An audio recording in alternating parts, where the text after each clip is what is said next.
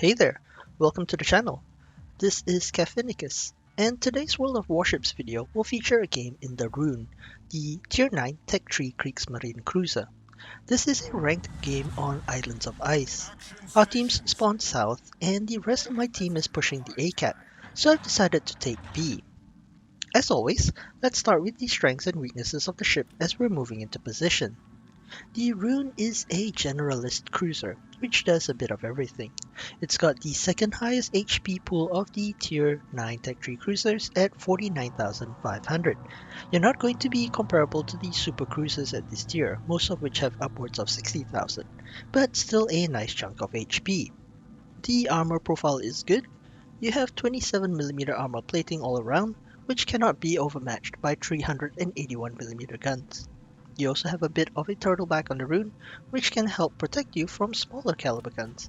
And finally, you have a 40mm armor plate extending from your citadel halfway to your bow, and an 80mm armor plate extending towards the stern, both of which you can use to bounce even the largest battleship guns. Being a heavy cruiser, you have 9 203mm guns in 3 triple turrets.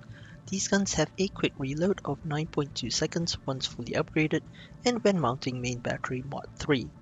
The AP shells are excellent and have a max damage of 5.9k per shell.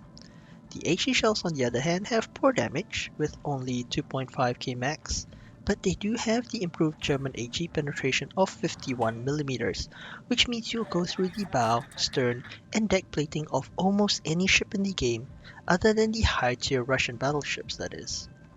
The range of 17.8 kilometers feels comfortable, definitely much better than the sub 16 kilometers you get on ships like the Buffalo or Drake, so you can use the reload mod rather than the range mod on the ship. The biggest issue of the guns though is the configuration of AXY. This means the Roon is much better suited to kiting away than pushing into enemies. But one thing to note, since you do have the 80mm armor plating extending towards your stern, reverse tanking in the Roon can be very effective. You do get the standard 6km range German torpedoes on the Roon that do up to 13.7k damage per torpedo. However, you only get one launcher per side, with 4 torpedoes per launcher, so you are much less of a threat with your fish compared to other ships in this line. The Roon's AA is decent, but has a shorter range of only 5.2 kilometers, meaning there's a large gap between being detected by enemy planes and being able to shoot back at them. Also, the Roon is slow. It's actually the slowest of the Tier 9 Tech Tree cruisers at only 32.5 knots base speed. The maneuverability isn't great either, with a 780 meter turning circle and 11.4 seconds base rudder shift. And finally, while the Roon's concealment is okay for a heavy cruiser, you're still looking at an 11.3 kilometer surface concealment with captain skills, mods, and camo. And now that we've introduced the ship, let's get back to the game. I've picked up the B cat for our team, and it looks like the fight is going to be at A this game. The enemy Alsace and Alaska still haven't been spotted though, so they're probably at the C cap and will most likely be pushing south towards our B cap in a little bit. As a result, I'm going to use the chain of islands on the 6 and 7 line to help shield me from them while taking shots at the enemies at A. The enemy Iowa is parked broadside to me, so I've decided to make him my first target this game. And at about 14 kilometers away, you can see that I'm doing some decent damage on him with my AP shells. We fired several salvos at that enemy Iowa and done over 11,000 damage to him before he goes down to our Cleveland. So now, it's time for me to kite away from the 2 ships pushing south from C. I'm not really interested in a 1v2 fight, especially since staying alive helps win games in ranked. I initially think of meeting up with my friends on the western side of the map, while possibly taking shots at the Alsace and Alaska, but I get spotted here in the open. I'm assuming it's the Cossack heading east, so I let my team know where he is and pop my hydroacoustic search in case he's decided to launch torpedoes at me. I also know that the Alaska and Alsace are coming my way, so I'm turning my guns to shoot at them as they cross the gap between the islands. Unfortunately, I don't have vision on them, while the Cossack keeps me lit. and as a result, I take a chunk of damage here from the Alaska and can't even shoot back at him before he gets into cover. But that's okay. I'll just continue to use the islands to shield me from the two ships on the eastern flank, while getting some cross shots at the remaining enemy ships to the west. My Soyuz is also heading east now, so all I have to do is stay safe for a bit until my friend arrives to help fight off the enemy at our B-cap. I take a shot at the enemy hipper, but he gets taken out before my shells can even land. So it's just the Georgia left out west. I have my spotter plane up, which extends my range out to 21.4 kilometers and allows me to fire at the Georgia as he rounds the island. He's got plenty of things to worry about, so I'm perfectly safe sitting broadside here and using all my guns. The Georgia eats a torpedo from our Akizuki and is finally taken out with concentrated fire from our team. So, with the western flank won and our Soyuz here to help, it's time to push back towards the B-cap in order to defend it. I'm also no longer spotted here, so this allows me to turn around and get an ambush shot off on the enemy Alaska in B. My rear turrets are ready, but my front turret is still swinging around, so we fire just the rear turrets and get a nice citadel on the Alaska for some payback. I'm staying angled with my aft pointing towards the Alaska to make the most of my firepower.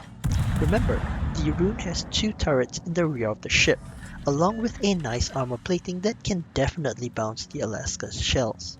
So I stay here for a bit and put some opportunistic fire into that enemy supercruiser. It takes a while, but my front turrets finally track the Alaska, so now I've got all my guns to bear on his broadside.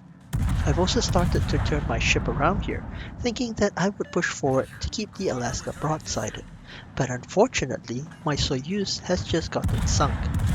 This leaves both the Alaska and Alsace open to focusing me down. The Alaska turns his guns on me, so I turn hard into his shells, hoping they'll go high, and luckily they do. But because I've turned my ship to push the Alaska, I'm left with just one frontal turret to work with. And this is the situation I've been spending the whole game avoiding, a 1v2 with an Alaska and the Alsace. It's not so bad right now, because both the Alsace and the Alaska are in the same general direction, so I can angle my ship against both of them. The only consolation here is that neither of these ships can overmatch my 27mm bow plating, so I'm going to try to focus down one ship at a time while tanking their shells. My first target is the Alaska, as it's closer and is also on low HP. I'm switching between AP and HE here depending on the angle that he shows, and I'm aiming for the superstructure to get as much penetration damage as I can with my one turret. I get a bit lucky as my secondaries start a fire on the Alaska, but he immediately puts it out. The secondaries on the Roon, by the way, are actually really good and fire out to 8.3 kilometers with just the Mike Yankee flag. The enemy Alsace takes the opportunity while I'm occupied to push south behind the Alaska, and this is starting to make me nervous because if that battleship gets much further to the south, he'll start getting some good angles into my side. So I take a moment to launch my starboard torpedoes at the Alsace to limit his range of movement. Either he keeps pushing south and eats my torpedoes, or he has to make a turn which stops him from getting my broadside. The Alaska angles towards me, so I load HE and angle just enough to bring my rear guns to play. I know I can pin his bow plating, so I fire and take him out. The Alsace turned in just like I hoped, so now we're bowed into each other. I still have HE loaded and I'm making a mess of his frontal plate. I guess I could go for the ram here, but I decide to try to make it out of this alive. I turn to launch my torpedoes and actually land 3 fishes. It's not enough though, and having only one set of torpedoes aside really handicaps the Roon in a brawl, as you can see.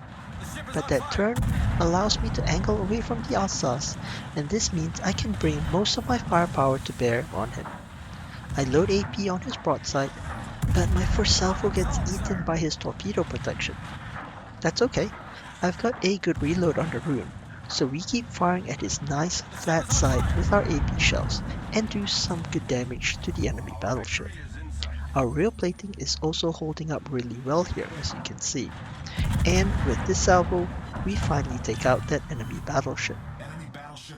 So yeah, the Roon is really tanky against other cruisers and lower caliber battleship guns. We made it out of that scrap in one piece, something that other cruisers at tier 9 with 25mm armor plating like the St. Louis or Ibuki may not have been able to do. Anyway, it's just the enemy Cossack left. I am still spotted, so I turn on my hydroacoustic search in case he sends fishes my way. There's a bit of a smoke cloud up here, so we know that he is still somewhere close by. I angle my ship a bit so I can get my rear guns into action once that destroyer is spotted. Oh, there are the Cossack's torpedoes. Looks like he's launched them at our friendly Alaska, but they miss. And the Alaska in turn activates his radar, spots the Cossack, and takes him out to end the game. So, let's take a look at the post-game results. We only did 108,000 damage in this game, with 2 kills and a bunch of defender ribbons. Our base XP was 2196, which was top of the team. You can see that we fired a mix of AP and AG shells, though we stuck mostly with AP except for angled targets. We got 3 torpedo hits on the Alsace and had a bunch of secondary hits as well, one of which even netted us a fire. I think the highlight of this game was surviving a 1v2, which was really nice. We soaked up just shy of 59,000 damage and 1.4 million potential damage, so it shows that an angled Roon can be really hard to kill unless you start bringing 400mm guns or larger. For anyone interested, here are the equipment and captain skills I use for this ship. Main armaments mod 1, damage control systems mod 1, though if you have an extra hydroacoustic search mod, you could definitely use that as well. Main battery mod 2 to offset the turret speed reduction from main battery mod 3, steering gears to help with the slow rudder shift, concealment systems, and of course the aforementioned main battery mod 3 for the reload. For captain skills, I have gun feeder since I switch between shell types often, priority target, superintendent, and concealment expertise on Roon in Roon. Once I get more skill points, I'll probably go for heavy AP and adrenaline rush, maybe grease the gears, and possibly even survivability expert, as I've seen quite a few folks use this skill on cruisers. Not to mention, it's getting a buff soon. So, the Roon in a nutshell. It's okay. I mentioned earlier in the video that it's a generalist heavy cruiser. You can serve a multitude of functions for your team. Though, to be honest, I wouldn't use it for ranked games as radar and smoke cruisers tend to fare better. Also, the layout of her guns means you've got to think about the positioning of your ship a bit more. When can you turn your ship to angle aft in? And when do you start to turn back around to push forward? If you can get your angles right and your timing, the guns are definitely comfortable to use, and it is very tanky for a cruiser as you saw in this game. Anyway, I hope you've enjoyed today's video. Please do me a favor and subscribe to the channel and hit the like button below as it helps me grow the channel. And please join me again next week for more World of Warships videos. Thank you for watching and take care.